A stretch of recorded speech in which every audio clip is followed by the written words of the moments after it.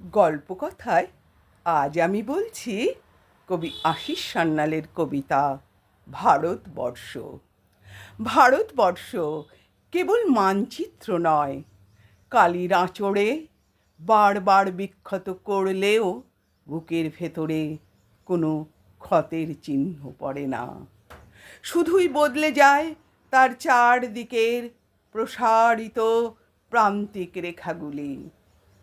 বেদের ভারতবর্ষ, পুরাণের ভারতবর্ষ, বুদ্ধের ভারতবর্ষ, অশোকের ভারতবর্ষ, আকবরের ভারতবর্ষ, ক্লাইভের ভারতবর্ষ, স্বাধীন ভারতবর্ষ এক নয়। মানচিত্রে পড়েছে বারবার কালির দাগ। এরই মধ্যে প্রাগৈতিহাসিক মুকুট মাথায় মৌনী হিমালয়ের মতো দাঁড়িয়ে আছে এক ভারতবর্ষ।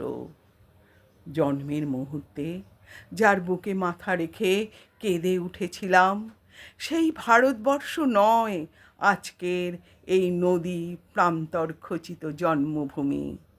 ভারতবর্ষ এক আশ্চর্য বোধ, এক প্রশান্ত অনুভূতি, অনেক মানুষের প্রবহমান পদচারণায় অনুপ্রাণিত এক নির্মল বিবেক। কেবল মানচিত্র নয় এ ভারতবর্ষ, কেবল মানচিত্র নয় এ ভারতবর্ষ।